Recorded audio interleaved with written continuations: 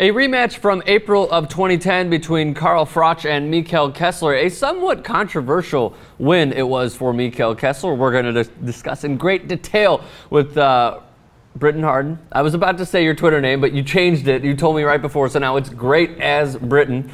Congratulations on the name change. I'm Robert Exel, the editor-in-chief of Boxing.com. So, again, a rematch from April of 2010, which took place in Denmark. It was with the Super 6. Mikkel Kessler won that fight. We were discussing before we went on, Britton, about how the scorecards didn't necessarily reflect what we both saw on there. Did you think initially, I'll go through both of you, let's start with you. Did you think initially that Kessler won that fight? I think that Kessler demonstrated the ability to pull out the fight in the 12th round. I think that Froch kind of felt like he had the fight in the bag, and he took his foot off of the accelerator, and that's where Mikkel Kessler just kind of, put the pedal to the metal and pulled the fight out.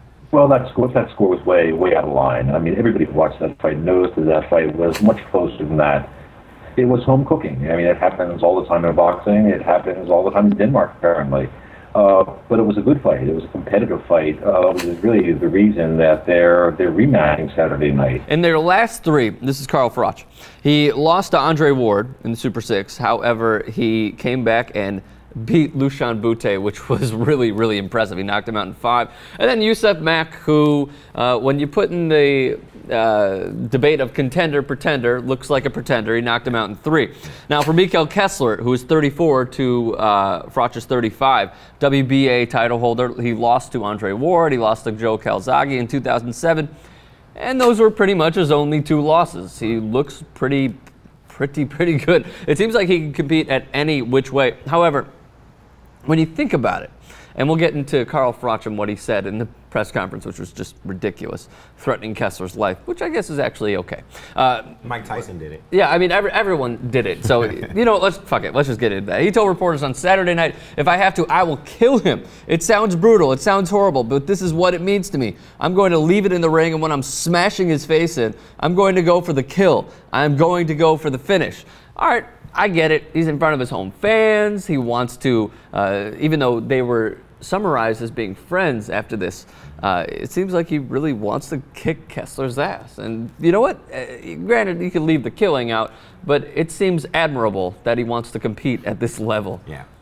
I think that there's a great deal of respect there. I think they respect each other as athletes. I think they respect each other as, men who can lace up those gloves and get in the ring. It takes a great deal of courage to do that, and I think that there is a great deal of respect that comes with that. But there's also, as you said, some marksmanship and some marketability going behind that. He's trying to build up the fight. He's trying to hype it up, and he's also trying to hype himself up, to make sure that he doesn't have any mental lapses when it comes to the fight. Sure, and I agree with you. I was going to ask Robert, but I think we're all unanimous. It's him trying to hype up the fight. It's trying to draw in a few fans, a few outside of boxing per se, that may be in England or Denmark, and that this is going to be a highly competitive fight. Right. And it's not just going to be a pair of 34 and 35-year-olds. Yeah. Just going out there and getting a payday. So, Robert, let me ask you this. It seems like, and I rewatched it last night, the one similarity it seems that they both have is that they both really like to use the jab to set up their power punches. Do you see any other similarities? No, I think they're very different fighters. The slouch and the jab.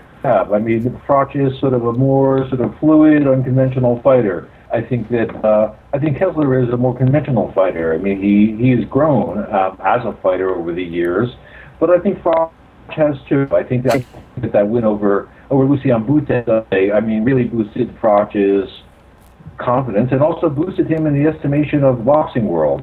So, I mean, there are similarities, but they're not carbon copies by any means. Froch has his hands low. He's more of an American fighter than a European fighter, whereas Kessler is the quintessential European fighter in the way he fights. It's hilarious that you say that, because before we went on, we were talking about Carl Froch and his style and how he has this Martinez-like where he puts his hands down and he's trying to basically fuck with you and be like, come on, try to hit me, basically. So let me ask you, why do you guys think exactly he is an American fighter? I'm playing devil's advocate because you said it before we went on. Yeah. But I mean, what summarizes that? What characteristics? Well, I think that European fighters, they get typecasted as European fighters. They come forward, they're pressure fighters, they fight behind you know, the peekaboo style with the guard really high up. And I think that, you know, from the jump, Froch just wanted to have a different flair to his game. And I think that, you know, when you look at a Roy Jones Jr., you look at Muhammad Ali, you look at Floyd Mayweather, these are all fighters who have been able to capitalize off of not only their boxing ability, but what they're selling outside of the ring. You know, and when you get a fighter who is bold enough to get in the ring, put his hands down and kind of showboat a little bit, he, you know, has the ability to transcend the sport a little bit, because it's like, wow, look at this guy, look at his talent, look at his skill. And I think that that's more so the model that Froch wanted to fall into outside of being the typical European fighter. So how exactly do you beat Carl Froch? I mean, it looked like in the, I believe it was the 6th round, maybe the 8th round in their last fight in Denmark. It looked like Kessler went, you know, soft little jabs to the body, soft little jabs. And then right when those hands went down and he caught Froch lunging in, which he loves to do when he lands 1 or 2 power punches, he went in with a short right and he stumbled him. There were no knockdowns in the fight. There easily could have been. But I mean, what exactly, Robert, let me start with you and then we'll go to Britain. What exactly should be the strategy, and how do you beat Carl Froch, who looks like a man amongst boys in a lot of his fights? I think the way to beat Carl Froch is by channeling Andre Ward. That is perhaps a little easier said than done, but we saw what Ward did with Froch. I mean, he basically outfought him, he outsmarted him, he outpunched him, he used the angles. I mean, basically, Froch is an excellent fighter, wonderful fighter, but he is not necessarily a pound-for-pound fighter. Whether or not Kessler has it in himself to channel Andre Ward is doubtful, but that's what one has to do. One has to play the angles. One has to see what Froch can and can't spell and exploit it. I agree. I agree with Robert. I think that both of these guys are really great fighters. I think that it's very doubtful that he'll be able to channel Andre Ward. Obviously, not too many fighters can. He's a pound-for-pound great at this point in his career. I think that what Mikkel Kessler has to do is he has to look back at footage and he has to go back to what he did really well in the first fight, which is when Froch gets lazy with that jab and lets it drop to his waist instead of bringing it straight back. I think he has to attack the body with that straight right. He didn't always throw the straight right to the face or to the head as you would expect him to. He threw a lot of them to the body, which slowed Froch down for the later rounds. And I think that that's where it became more of a back and forth, more of an aggressive type brawl that he needs it to be, because he is the pressure fighter. So you say work the body. I think he needs to work the body early because, you know, Froch is going to use the jab. He's going to use the jab. He's going to try and be elusive. He's going to try and be flashy, especially, you know, being that he's at home. And if he gets caught with a 1-2, Kessler, that is, Froch is going to go for the kill. So I think that he needs to go for the body early, try and wear his man down, and try and make it a rough and tough fight, you know, for the later rounds. It should be noted that his beautiful wife, Rachel Cordingley, will not be in attendance, so we will probably hear a clean broadcast from Showtime. I believe it's on Showtime, am I correct? HBO. It's on HBO. Yeah. Fantastic. Cross promotion for all of you. Okay, so Robert, let's start with you. Let's get your pick. Who you got? I got Froch.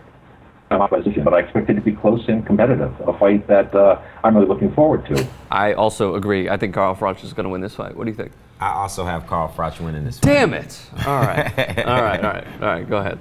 I have Carl Froch winning this fight. I think that unless Mikkel Kessler does something very spectacular, he stays in his man's chest, which I don't think that he has the capability to do at 35 or 36. I think that this is a fight that Carl Froch is going to win, going to decision, and I think that we'll end up seeing a rubber match.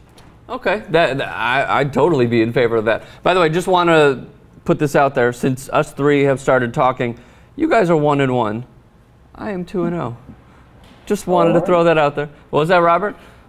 I said, all right, that's appropriate, Rick, since it's your show. Well, you know, Rick has the inside track on some boxing. And apparently I make the right picks. All right, Robert Exel, the editor-in-chief of Boxing.com. You guys can follow him on Twitter at boxing_com. Check out his writing, obviously, at www.boxing.com. Britton Harden in studio. Thank you again. You can follow him on Twitter at GreatAsBritton. No more Cool as Britton. Sorry, Bert. Another graphic coming your way. And what else are you working on right now? Oh, under the table. Okay. I know. You guys can't know. All right, and of course, keep coming back for boxing coverage with us three goons. I know that you guys will love it, and we'll see you soon.